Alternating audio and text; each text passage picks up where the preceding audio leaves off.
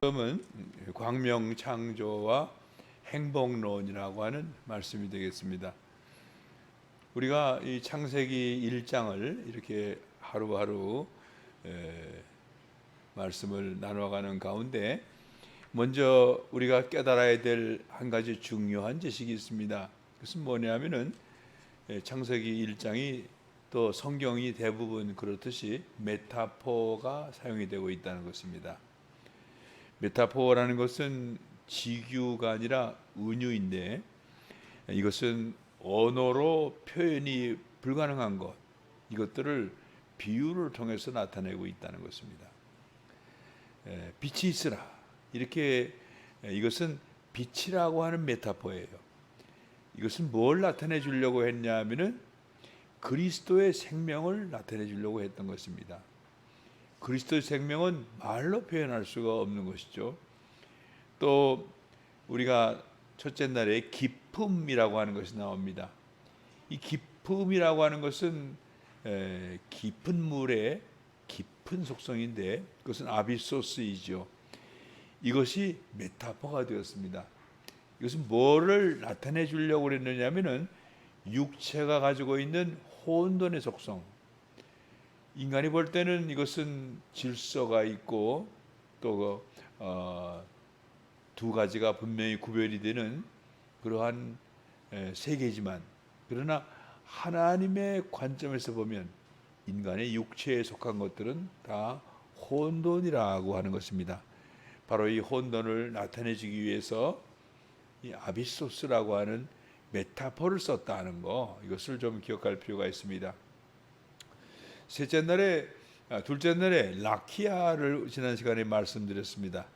이 라키아는 하늘에 펼쳐져 있는 궁창, 대단히 강한 금속성 궁창을 의미하는데, 이것은 메타포입니다.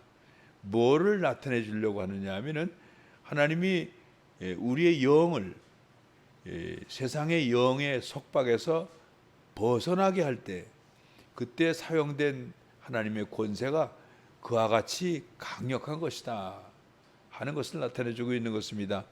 출애굽의 그 재앙과 같이, 또 출애굽에서 홍해를 갈랐던 것과 같은 그런 강력한 권세라는 것입니다.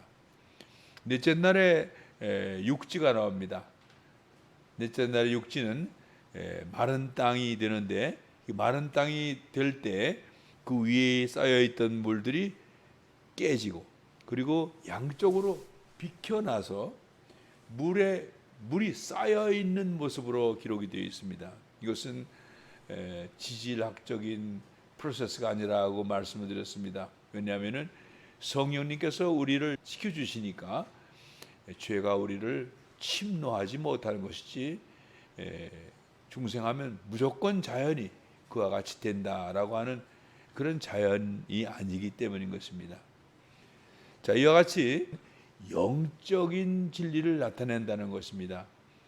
메타포를 가지고 세상의 것을 비유하는 것이 아니라 영적인 것, 그래서 언어로 표현이 안 되는 것을 표현해 주고 있어요.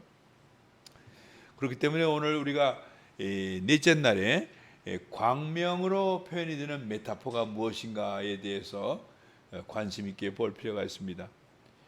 광명이다 하면은 크게 세 가지가 있죠. 해와 달과 별들입니다. 자, 그런데 이 광명이 창조됨으로 인하여 이 세상에는 다양한 기간들이 생기고 절기가 생기고 때가 생기지 않습니까? 해가 생겨서 주야가 생기고, 그리고 1년이 생기고, 또 별들이 있어서 1년 24절기를 확실히 나타내주고 있죠.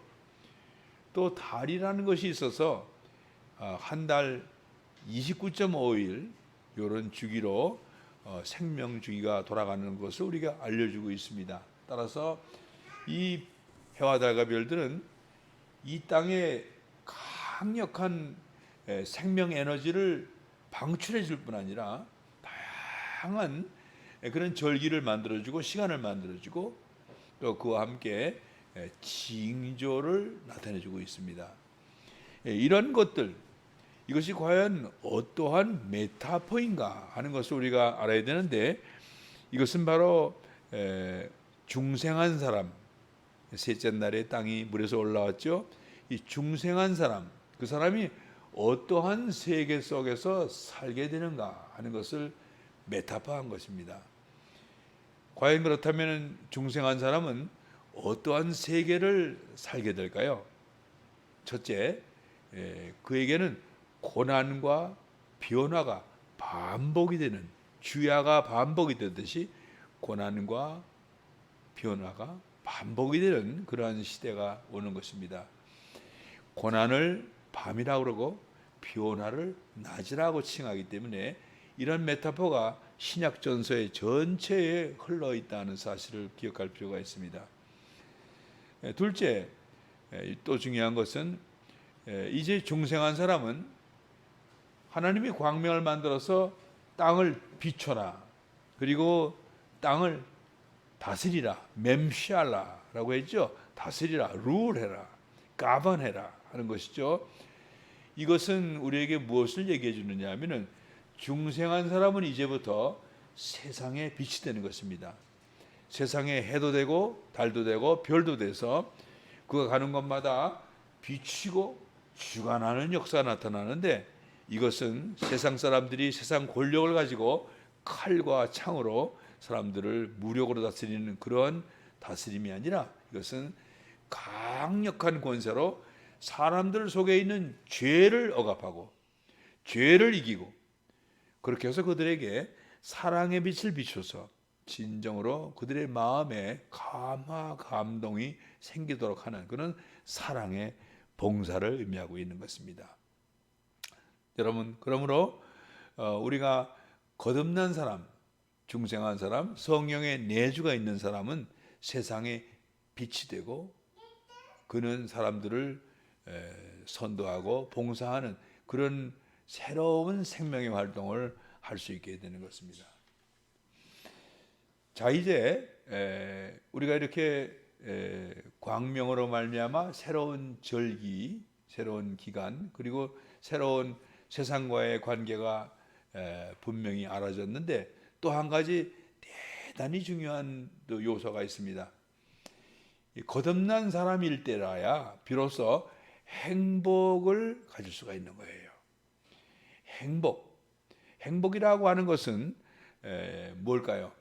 이 성경에서 말씀하는 행복은 상당히 중요한 개념입니다. 이 행복은 보상론입니다. 행복 보상론이에요. 이것은 이런 것입니다. 하나님을 섬기고 봉사하고 예배하면, 이것이 인간에게 가장 큰 명령입니다. 하나님을 경배하고 봉사하고 그를 예배해야 됩니다.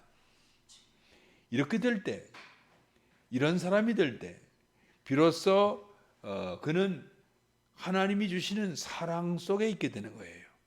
그렇죠? 그러므로 이것은 뭐와 같으냐면은 어떤 것을 소유해야만 비로소 그 안에 있는 것을 누릴 수 있는 그런 그 보상으로서의 행복이 된다는 것입니다. 우리가 흔히 행복이라고 하는 것은 그냥 누리는 것이다 라고 생각을 하는데, 그렇지 않습니다. 행복은 그 사람이 성품에 있어나 인격에 있어서 어떤 수준으로 향상이 되는 그런 어려운 인고와 고난을 치룰 때, 그때 비로소 그가 성품이 이루어져서 그 행복을 누릴 수 있는 사람이 되는 것입니다. 만약에 이렇게 내면의 성품과 이런 그 본성들이 변화되는 것이 없이 행복을 추구하게 되면 소유할 수가 없죠. 왜냐하면 그만큼 소유하기 위해서는 강력한 성품이 필요하기 때문인 것입니다. 따라서 그것은 반드시 잃게 되고 그것으로 말미암아 대단한 불행을 체험하게 되는 것입니다. 따라서 행복 보상론이라고 하는 것은 값을 치르지 않으면 소유가 불가능하다라는 의미인 것입니다. 값을 치른다라고 하는 것은 우리가 계시록에 나와 있듯이 연단을 받고 성품을 얻는 것을 얘기하고 있습니다.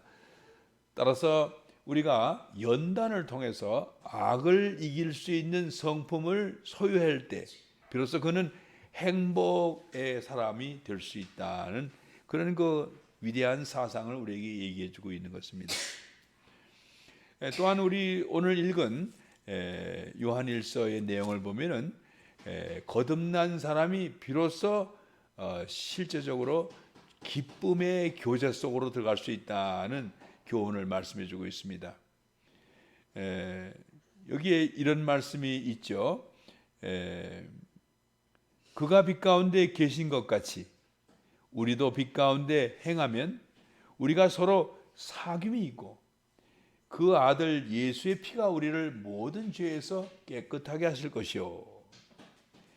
여러분 여기 빛 가운데 행하면 거룩한 사람이고 그는 진리를 행하는 사람이기 때문에 그는 죄에서 이미 해방된 사람이라고 우리는 알 수 있습니다. 그렇다면 죄가 그와 관계가 없어야 만드는데 본문에는 예수의 피가 바로 연이어 나옵니다. 이와 같이 중생한 사람이라야 비로소 예수의 피가 그에게 씻음의 피로 다가오게 되는 것입니다.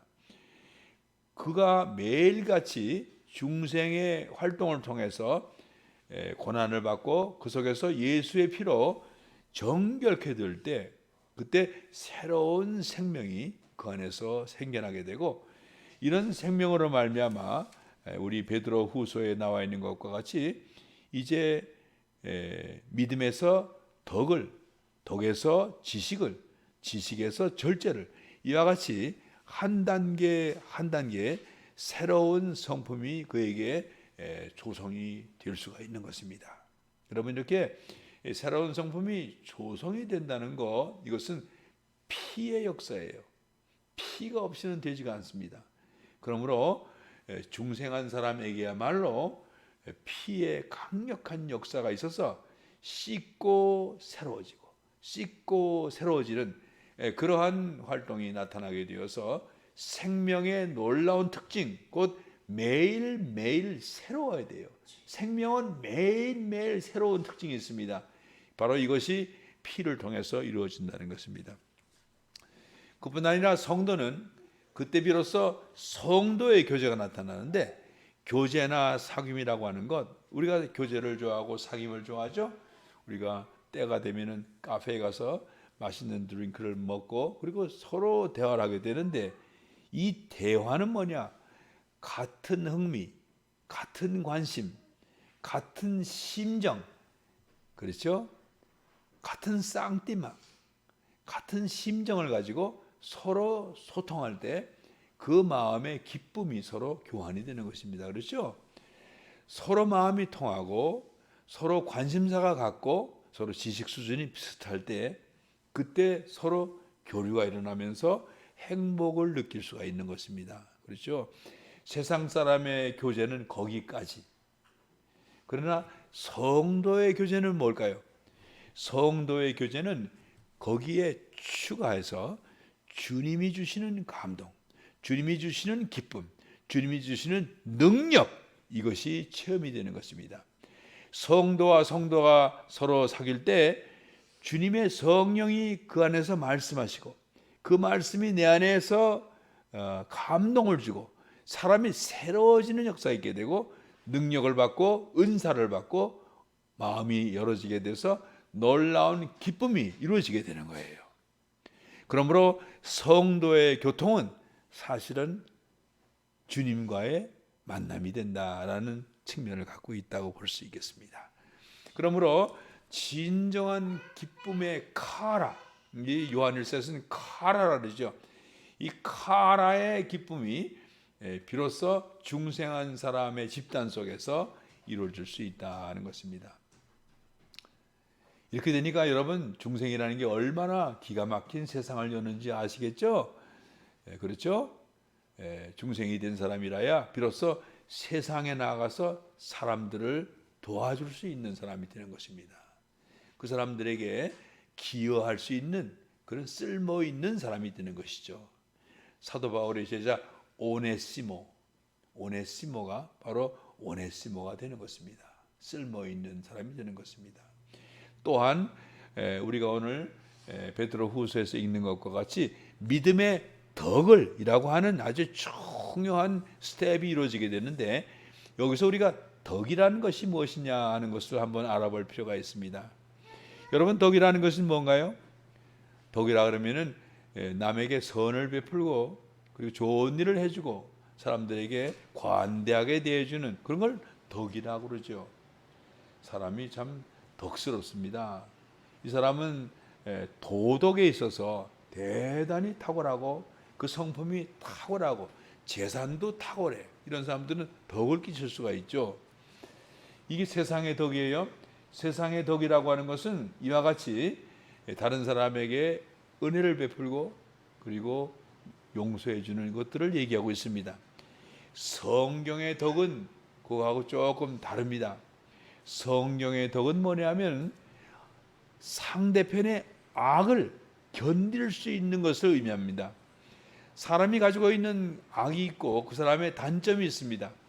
이것들이 자신도 모르게 사람과 대화하는 가운데 다른 사람들을 hurt하게 되죠. 이럴 때 덕 있는 사람은 그것을 능히 견디게 돼요. 견디게 되고 그것을 교화할 수 있는 그러한 마음을 갖게 되는 것입니다. 그래서 우리 옛날에 동양의 군주는 되게 맹수를 잘 다룬다라고 하는 그런 그 전설적인 퀄리티가 있습니다. 범이나 늑대나 또는 코끼리라든가 이렇게 아주 맹수들을 잘 다스릴 수 있는 그런 그 대단한 덕을 갖고 있는 사람, 이런 사람일 때 비로소 그 휘하에 많은 사람들을 덕으로 포용할 수 있고 그들을 감동시켜서 국가를 통치하여 사방의 오랑캐들을 몰아내고 그리고 영토를 확장해서 국가의 번영을 이룰 수 있는 것입니다. 그래서 옛날부터 군왕에게 덕을 닦으라고 늘 권하고 있습니다. 덕을 둬야 된다. 그런데 우리 기독교의 성도님들에게는 이 덕이 뭐냐면 악을 이기는 그리스도의 성품이에요. 악을 이기는 그리스도의 성품. 이것은 하루아침에 이루어지지가 않는 것입니다. 그렇기 때문에 꾸준히 악한 사람을 대해서 만날 때 그들이 나의 선생님이라는 생각을 가지고 그들을 깊이 사랑하고 그들을 봉사할 수 있는 마음을 잃어서는 안 되는 것입니다. 그래서 사람이 군주가 되어 땅을 다스리고 오랑캐를 무찌들고 하는 이러한 땅을 다스리는 사람이 되기 위해서는 반드시 덕을 닦아야 되는 기간이 있는데 그 대표적인 예가 바로 다윗이에요. 다윗은 누구에게서 이렇게 강력한 훈련을 받게 됐냐? 바로 자기 장인어른에게서부터, 바로 사울에게서부터, 그것도 1년이 아니라 10년 동안이라, 그것도 그냥 훈련이 아니라 죽음을 앞에 두고 생사를 놓고 10년 동안을 견딘 것입니다. 여러분, 이렇게 다윗은 10년 동안 자기 장인으로부터 죽음의 공포와 죽음의 위기를 매번 느끼면서 그를 잡았다 풀어줬다, 죽일 때가 됐는데도 죽이지 않고 그의 칼을 뺏기만 하고 이런 등등 계속 은혜를 베풀고 그 장인에게 계속적으로 은혜를 베푼 끝에 하나님이 10년이 지난 어느 날 그 장인을 처리를 하셨죠. 그리고 10년이 지난 때에 이 다윗의 이 덕이 성숙하게 되어서 하나님은 그에게 제국을 선물로 주게 된 것입니다. 여러분, 이 이스라엘 왕국이 성립했을 때 이 제국이 얼마나 컸냐면 위로는 다메섹이요 아래로는 이집트에 닿았습니다. 이 정도의 큰 제국은 알렉산더의 제국에 부럽지 않은 것입니다. 바빌로니아 제국에 부럽지 않은 것입니다. 이 이집트와 비견할 수 있는 것입니다. 그러므로 다윗 왕국 시대의 이 이스라엘 민족의 제국은 세계 강력한 제국 중에 하나였다고 말할 수 있는 것입니다. 이와 같이 사람이 땅을 다스리고 그리고 사람들을 교화시킬 수 있는 사람이 되기 위해서는 반드시 덕을 쌓아야 되는데 이것이 바로 유명한 공자의 춘추에 나오는 반란반정이라고 하는 그런 사성구입니다. 반란반정이라는 것은 란을 다스려서 올바름을 돌이킨다라는 말입니다. 이것은 바로 군주의 덕치를 의미하고 있습니다. 란을 다스리려면 그러려면 어떻게 합니까? 사람이 강력하게 무기를 들고 수천의 수만의 군대를 몰고 들어와서 사람과 사람이 싸우게 되는데 이때의 군주가 그런 것들을 능히 감당할 수 있는 그런 덕을 가지고 있어야만 비로소 이런 난을 평정해서 올바른 길로 국가를 돌이킬 수 있다는 거예요. 따라서 군주가 되어 땅을 다스리는 사람이 되기 위해서는 반드시 우리는 덕을 쌓기 위하여 환난과 고난 속에서 참고 견디는 인고의 시간이 있어야 된다는 것입니다. 이제 앞으로 여러분들의 삶 가운데 이렇게 어려운 인고의 시간이 올 때에 하나님이 여러분들을 더욱 큰 지경으로 더 큰 영역에서 쓰기 위해서 여러분들을 둬야 한다, 여러분들을 훈련시킨다 라고 하는 그런 생각에서 여러분들의 훈련 속에서 귀한 하나님과의 관계가 이루어지시기를 주님의 이름으로 축원을 드립니다. 기도하겠습니다. 주님 감사드립니다. 오늘 광명창조와 행복론에 대해서 말씀을 주신 것을 감사드립니다. 이제 우리가 중생한 사람으로서 그 자리에 머물러 있는 것이 아니라 매일매일 바뀌며 우리의 마음 가운데 많은 성령의 열매를 연결해야 되겠습니다. 이제 우리가 믿음에서 덕에서 지식을, 지식에서 절제를 이렇게 하여 더욱 많은 열매를 통하여 넉넉히 영원한 나라에 들어갈 수 있도록 우리의 마음과 생각을 훈련시켜 주시옵소서. 하나님의 말씀을 따라서 행하며 많은 사람들에게 하나님의 거룩하신 사랑을 보여주므로 그들의 심령을 녹이고 그들을 감동시켜서 하나님께로 이끌어드리는 귀한 역사가 일어날 수 있도록 인도하여 주시옵소서. 아버지 하나님 모든 길 가운데서 함께해 주실 줄 믿사옵고 예수님의 이름으로 기도했습니다.